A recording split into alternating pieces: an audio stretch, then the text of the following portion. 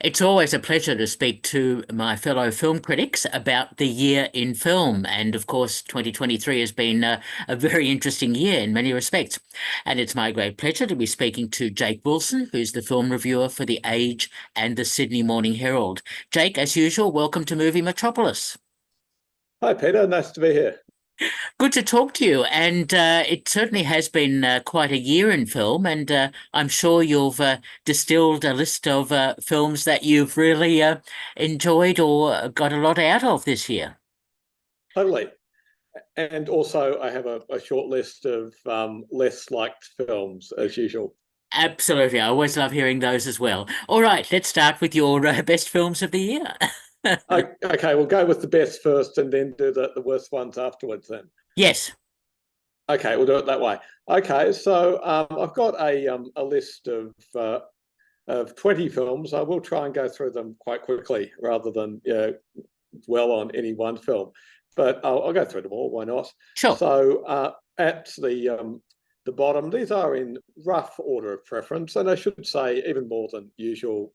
Like so many films, are available to see on so many different platforms these days.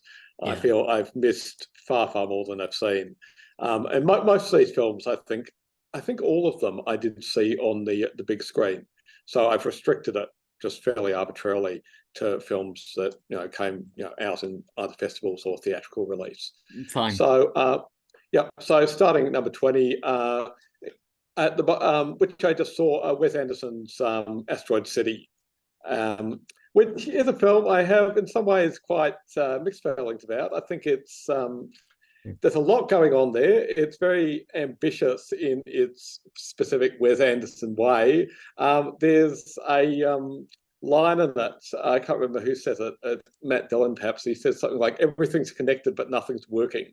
And I remember thinking that's a dangerous line to have in a film because he's throwing a lot at the wall there. But on the other hand, people always say he does the same thing visually, but like there are things he's doing visually in this one that I haven't seen him do before, and he has such an extremely specific style, but he does seem to keep on trying to build on it one way or another, not just exactly repeat the same things, even though he does repeat a lot of the same things.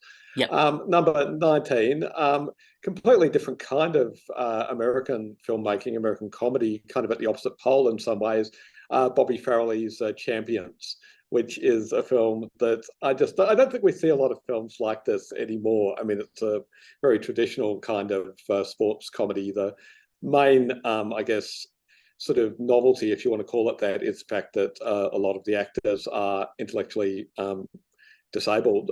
It's about, other than that, it's something that we've seen a lot of times. It's about a kind of Woody Harrelson as a coach who's busted down to the minor leagues and has to kind of pull this ragtag team together and so on. All I can say about it is what I think Quentin Tarantino coined this phrase. It's basically what they call a hangout movie, and it's got kind of, sort of fun ebb and flow between the actors, which is almost the exact opposite of what Wes Anderson does. Nobody kind of relaxes and just interacts ever in a Wes Anderson movie. His whole thing is kind of everything being extremely color controlled and very stilted, and this is the opposite of that.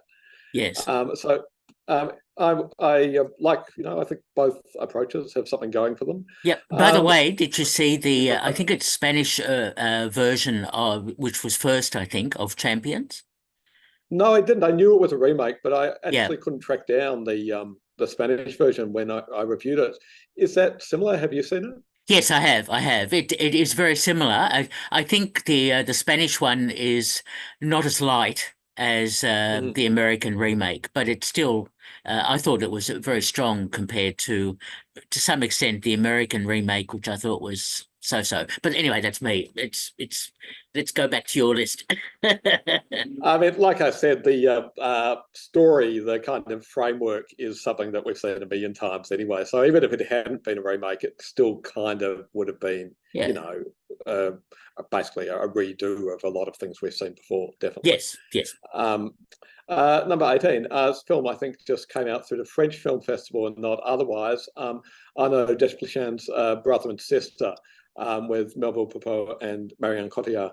And Desplechin is somebody I'm always interested in what he's doing. He's a Mm. unique filmmaker. He's somebody who breaks a lot of rules in the way he tells a story. He has very dramatic things happening and then sort of lulls that can go for a while. The films always seem to me very kind of musically constructed, but not sort of classical music, more a kind of almost experimental kind of music. But it's something which can go off in any direction, and you can have different actors, as in this case, inhabiting almost completely separate plot lines within the one movie. And he does that here because it's about a brother and sister who are estranged and spend very little time together over the course of the movie, even though it is about their relationship. He's definitely, I think, he's something of an acquired taste. You have to kind of watch a few of his films before you get perhaps a sense of what he's about and perhaps come to trust him. Number 16, I think, 17, 16. Anyway, another very distinctive filmmaker who's been going for a long time, Nanni Moretti. Nanni Moretti's A Brighter Tomorrow. Mm. And I really enjoyed this because sometimes he makes films that are sort of conventional dramas or sort of about imaginary characters. Sometimes he makes films which are fairly transparently about him and about sort of his sort of alter ego in one way or another. So a character he's playing who's something of a stand-in for him and is a filmmaker and so on, as in this case. And it's a little bit like getting a sort of long letter from him, sort of explaining everything he's thinking about and what he's been up to in recent years. Not that this character is literally him. Like it's a fictional character who has like problems in his marriage and is trying to make a certain film which Nanni Moretti himself is not making, and so on. But still, it is clearly a sort of alter ego figure. And he's a political filmmaker, among other things, and he's thinking about what it means to be a filmmaker with his kind of, I guess, left-wing politics in 2023, and also about what it means to exist in the film industry, so-called, in 2023, what his place is. There's a very funny scene where his character is dealing with a bunch of people from Netflix and being asked all these questions, which he doesn't particularly want to have to deal with. It's not an uncritical, it's not lacking in self-criticism, this film. It's somebody sort of, he portrays his like alter ego as somebody who, is left-wing on the one hand, also in some ways kind of a stick in the mud, kind of a conservative, somebody who talks a lot more than he listens, who isn't necessarily that great at sort of adjusting to what's happening around him and so on. But I Yes. find him and the film very endearing. So did I. And I loved it at the end when he brings together a number of veteran filmmakers. And I thought how interesting to see that. Yeah, absolutely. I think, he's somebody who, he's aware of being part of a larger world of cinema one way or another. Yes. And he's talking about that in a variety of ways in this Yes. film. Something, again, very different film that Nanni Moretti would almost certainly despise, I suspect. John Wick Chapter 4, Chad Stahelski. I don't think I've had any of previous John Wicks on these lists. And to be honest, I've taken a little while to come around to the whole saga, John Wick, the Master Assassin, and all of that.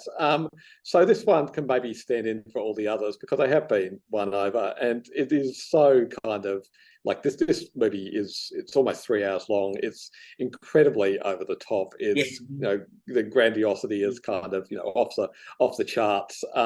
But just the commitment to the insane sort of quite mostly kind of genuine in terms of stunt work, action sequences, and the commitment to having something remarkable happening in seemingly every shot, and sort of dazzling us one way or another, kind of in the end, I can't deny it. So yeah, I would recommend, start from start, perhaps, if you've not seen the other films, because it's all one saga, really. Number 15, Oppenheimer. A film I think I've argued about more than any other film on this list with a variety of people. It's a very divisive film. Not going to kind of make the whole case for Oppenheimer now. What I'll say very quickly is I think that the kind of historical side of it is in some ways a mirage. I think it is, very similar to all Christopher Nolan's other films. And I think ultimately he's a filmmaker of nightmares. And the nightmare here has something to do with the idea that this central character of Oppenheimer, the fictional character, either he's potentially destroyed the world through creating, the atom bomb, or he's a kind of insane person who thinks he's done that. Neither option is good. So, and you're sort of living in that headspace for 3 hours, and everything else is kind of, very sane, very kind of makes sense on the surface, but inside it's a film of paranoia, like I think all his movies are one way or another. Yeah. So number 14, You Hurt My Feelings. Nicole Holofcener's comedy, really about the need to be polite versus the need to tell the truth. Very recognizable dilemma for somebody who works, as I do, in film criticism, or any sort of criticism, any sort of, I guess, public commentary, really. She's a great person for kind of social comedy of manners, I guess, and she has a great cast here, and she works through all sorts of variations on this theme, and I think it's one of the best films she's done in this vein. A Canadian film, which kind of caught me by surprise a bit. I Used to Be Funny, played at the film festival at MIF. I don't know if it'll get a wider release or not. It has Rachel Sennett, who we've seen in a few things just recently. I didn't expect to like it as much as I did, because if you've not seen it, Peter, No. No. Rachel Sennett, though. Yes. Yeah. So it's set behind the scenes of in the world of stand-up comedy, which is something I feel I've seen rather too much of, and it also has a plot line about I guess an accusation of sexual misconduct, which I don't think is necessarily a overworked theme, because you can do all sorts of things with it, but I feel sometimes is very easy to treat in a way where we kind of know the answers to the story, before the story even starts. So both those things were not necessarily things I thought were going to work for me. In fact, it's a really interesting movie, because I'm not sure if I can explain this in a short space, but it's playing with the idea of what you could say on stage, or what's appropriate behavior, say, as a comedian, versus what might be appropriate in some other context, and people having sort of different expectations and understandings, and sort of failing to communicate, and how this can have in some cases quite dire consequences. And it's taken, I guess, things that might seem like very familiar tropes, and kind of treating them seriously. It's about, in some ways, the idea of comedy, but it's not a comedy. It's more closer to something like a melodrama, I guess. Okay. Another film, so something like a melodrama. Yep. Sorry. Can you hear me? Yes, I can. Yep. Breaking up just a little. Yep. Yeah. So another film that's something like a melodrama. The most interesting Australian film for me that I saw this year, which is Warwick Thornton's The New Boy. I think this is going to be a film worth coming back to. It takes quite a few risks in its storytelling, but it has weirdly something in common with I Used to Be Funny in, it's a very strained parallel perhaps, but this again is a film about people who fail to communicate and who literally, I guess, don't have a language in common. But it's, there's a young Indigenous boy, there's a nun who takes him in, there are these various other characters, and we sort of wait to see what these characters make of each other. And in a certain sense, they're not sure they really make anything of each other. It's about, how there's no world which they can kind of jointly inhabit. But also it's kind of like an opera, this movie. I think it almost could be adapted to an opera in a way, if you could figure out a way to do it, because it's not so much a plot as these performers kind of expressing themselves physically, vocally, whatever, and the situation kind of is almost static. It's very interesting Yes. as filmmaking to me. Um, so we're getting close to the top 10.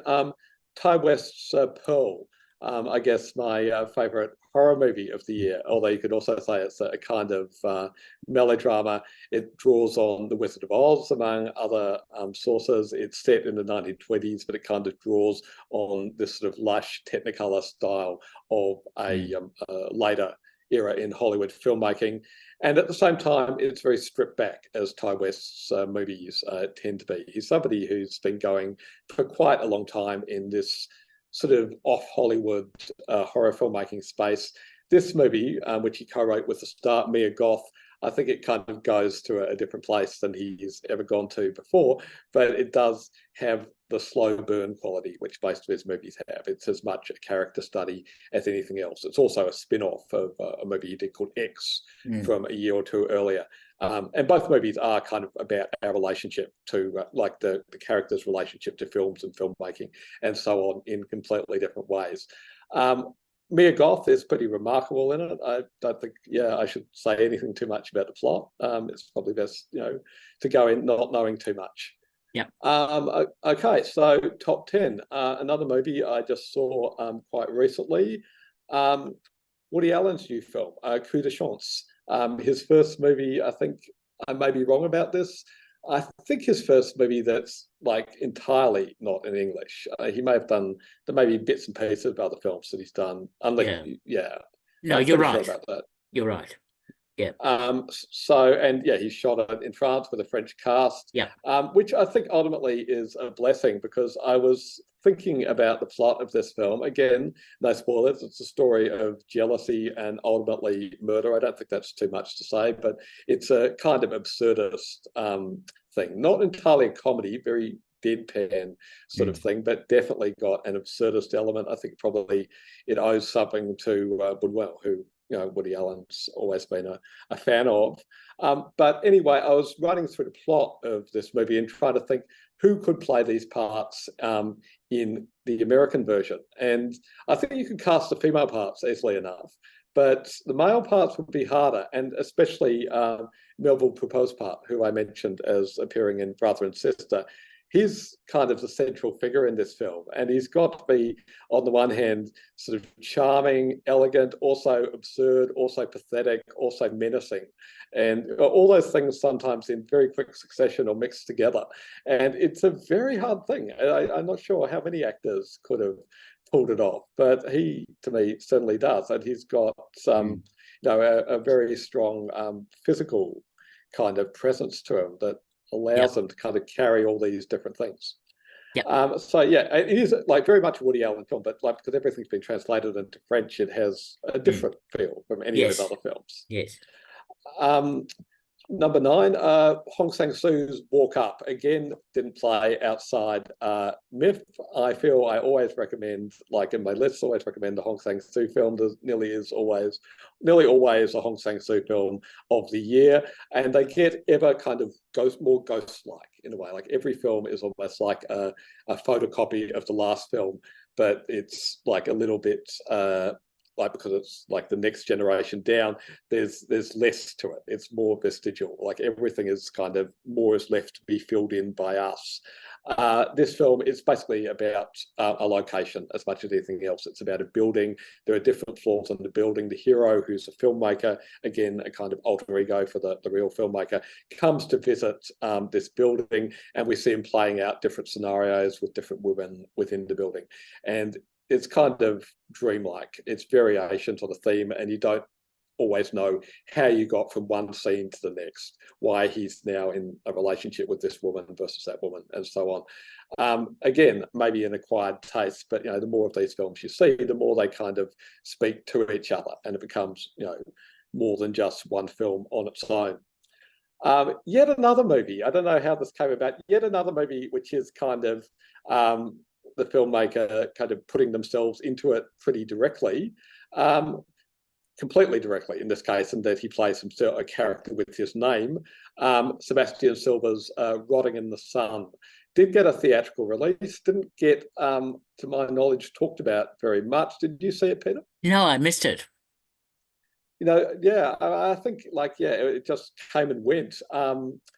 Yeah, Sebastian Silva, he's had some fairly well-known movies. Nasty Baby was one that came out maybe almost a decade ago with Kristen Wiig, among others, but he hasn't perhaps had a sort of breakthrough hit, which lots and lots of people saw.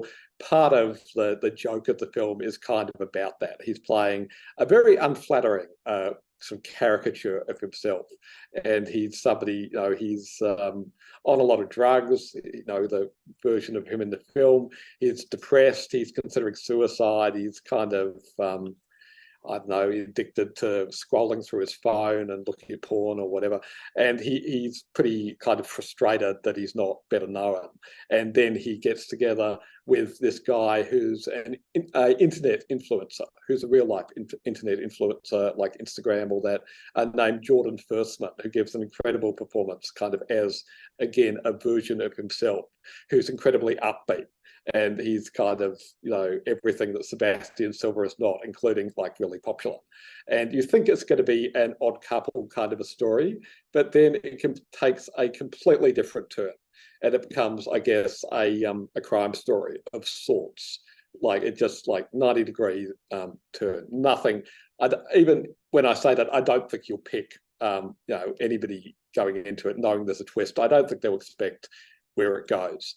It's provocative in a variety of ways. There's a lot of nudity in it. There's a lot of penises in it, basically, and like a lot of sex. But then again, that doesn't go in any of the directions really that you might be anticipating. Really, really funny if you're kind of attuned to his particular sense of humour. Okay, let's keep moving. Yep. Keep moving. I don't want to run out of time. Yep. So another film that played Unlit Myth, Riddle of Fire. This might get a release because I feel like it's a bit of a crowd pleaser. First feature from an American director, Weston Rizzoli, very strange, unusual name. It's kind of a children's adventure film, but it's kind of not. I mean, it's a riff on that genre. I don't really quite know how to describe it because it gets into. It's not entirely for children. It's not unsuitable for children, but there's a sense of kind of mounting jeopardy in it. And there's also something very playful at the same time. It's about these kids who basically go off on this Famous Five type adventure where they're trying to get the ingredients together to make a pie. I won't explain the whole story, but they go trying to get the ingredients to make a pie in their town, and then they wind up getting involved with these gangsters. And it's all played kind of very solemnly, but there's this strange sort of eeriness and also absurdity to it. Sort of one of a kind. I've got no idea what else this director might have in him, but this is certainly something that it's not quite like anything else. Anyway, next film, Marco Bellocchio's Kidnapped, which will, I think, get a release. It is set for a release. Marco Bellocchio, guy who's really one of the great living filmmakers, certainly one of the great Italian filmmakers, been going since the 1960s. This is, like many of his films, it's a film based on real events, a real historical case from the 19th century about a Jewish boy who was christened as an infant, and because he was christened by a maid, and because of that he was basically snatched away from his family because they said, now you've been christened, you have to be a Christian, and they sent him off to a Christian boarding school. And it's about what happened from there, and his family trying to get him back. So it's kind of two stories in one, which is kind of typical of Bellocchio. It's both this political story about these larger cross currents of history. This kind of goes all the way to the Pope, ultimately, this case. And then on the other hand, it's a private, intimate story about the family and about how these incidents sort of affect the boy on the one hand, and the loss of him affects his parents and so on. And it builds to a quite devastating ending. Yes. Another true story of sorts, Saint Omer.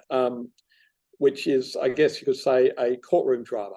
First feature film by a director, Alice Diop, who's previously worked in documentary. In some ways, this is, you could say, a docudrama. It's using real court transcripts and kind of playing, with the idea that on the one hand, we are getting very close to some sort of fact. On the other hand, we can never quite know the facts of something like, accused murder case.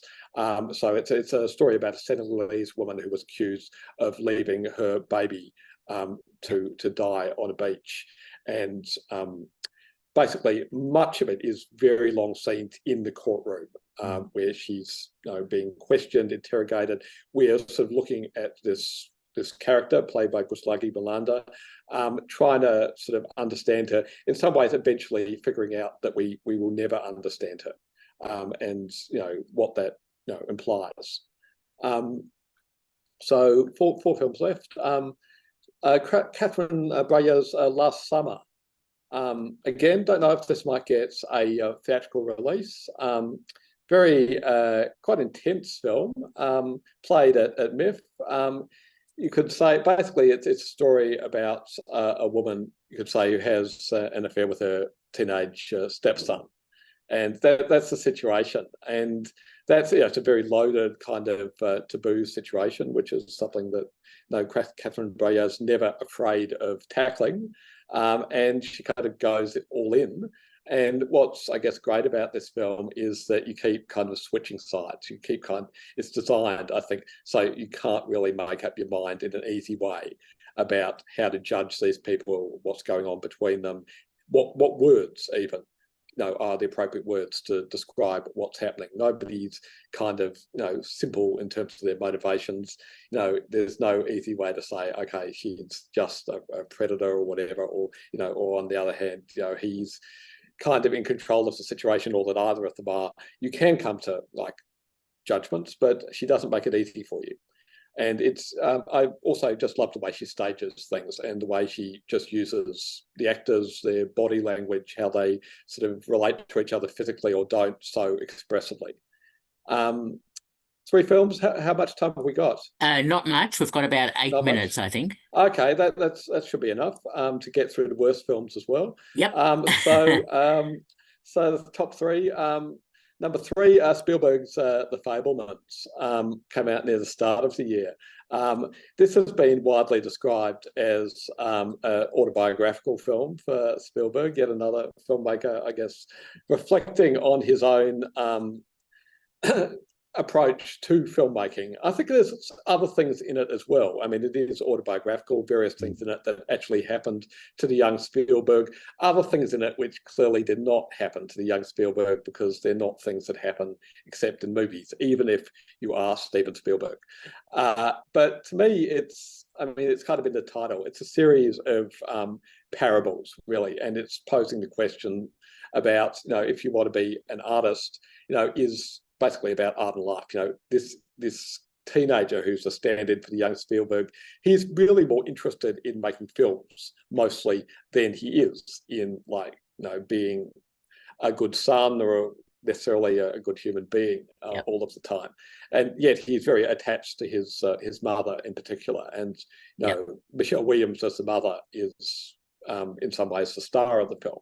And a lot of it is about this mother-son dynamic, which you can see in various forms in a lot of other Spielberg films. Keep going. Number 2, I couldn't leave this out. Scorsese's Killers of the Flower Moon.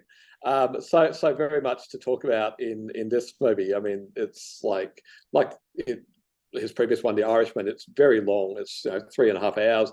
It's packed with material. Again, it's based on a true story. But it goes off in all sorts of directions. I'll say it's not a fun film. I mean, this is a movie. Basically, it's another gangster movie, but it's about from Scorsese. But it's about these guys who are basically exploiting and murdering these Native Americans who have come into all this money, and it's a sort of template for what of course, as he has filmed it, it's a template for a larger story about America, I guess, and Yeah. colonization and what the reality was of that. And it's also, on the other hand, it's another story about men and women and a portrait of a marriage, and even in a very kind of horrifying way, perhaps a love story between the man and woman. And it's Yep. yeah, there's a lot to take in, and Yes. it works. It works for me on all those levels. Yep. And finally, this is the film I've chosen to put at the top, but I could rearrange it another day. But the film I've chosen for the top is Kelly Reichardt's Showing Up, which again, don't know if it'll get a release. Kelly Reichardt obviously has a following. People, she's very highly regarded. This is perhaps my favourite of her films. And it's not a film about filmmaking. It is very much a film about making art and being an artist. And Michelle Williams, in fact, is back again, and she's playing this time a sculptor. And it's showing her in the process, this character of creating work for an exhibition, and how life kind of gets in the way of that in various ways. You also meet all these other artists in the course of this film. It's very small scale, kind of everyday life, but everything I think in it, has some sort of weight to it, and everything when you think about it, can expand and mean more than it means literally. And I really like Michelle Williams' performance in this, because she doesn't work too hard to be likable, and in some ways her character is not that endearing, but she's committed to what she's doing. Okay. So those top 20, yeah. Very interesting list. I'd love to see her film. Hopefully it will get a release of some sort. Okay, we've got 4 minutes approximately for your worst films. Okay, I don't think we need to spend all that much time No. on that, so we're fine, I think. Okay, so, and I've cut it down to 5. There are, I will say, I thought there were a lot of bad films this year, and I think some Australian filmmakers in particular have got off easy because they did not have. I decided to leave it at 5 films, Okay. none of which are Australian. So 5. So going from least worst, I guess. So cutting down, Elizabeth Banks's Cocaine Bear, and I've got to say I was very open to Cocaine Bear. I was like, yeah, bring it on. A bear takes cocaine, rips people apart. There are possibilities here. Elizabeth Banks really squandered those possibilities. And I had a lot of conversations with people after seeing Cocaine Bear, and people said, did you like it? And I said, no, it's terrible. And nobody was disappointed when I said it was terrible. People wanted to go see it, even though it was terrible. So I guess, she Yes. felt no obligation to make it good. Yes. The jokes don't work, the pacing is off, the cutting seems awkward, the editing kind of Keep going. keeps the actors, I mean, I could go on, but I won't. Yes. Okay, so number 4, another, well, this is a disaster of a different kind, but Wish, the new Disney production, the first all original Disney fairy tale, so-called, sort of patterned after all the other fairy tales, made to celebrate 100 years of Disney. And I just, my review of this hasn't been published yet, but when I said more or less in my review, it's sort of something quite gratifying about watching a film like this and thinking, gee, like all the money in the world, all the supposed expertise, and there are still no guarantees that you can make something that even makes a lick of sense or is compelling in any way. I mean, there's something kind of, delightful about that, they can't kind of just sew up the business. Like there's nothing, there are no guarantees. Yeah. We're running out of time. I must say when the yellow star appeared, I blanched. I thought, oh my God, what is this a reference to the Holocaust era? Anyway. Oh God, I never thought of that. I thought of Pokemon. It looks like to me like one of Pikachu, kind of, except floating, with those little arms and legs. Yeah. All right, number 3. Okay. Number 3, it's a movie. If you've seen this, I'll be impressed. It came and went in an instant, but a movie called The Honeymoon, directed by Dean Craig, who wrote the script for Death at a Funeral.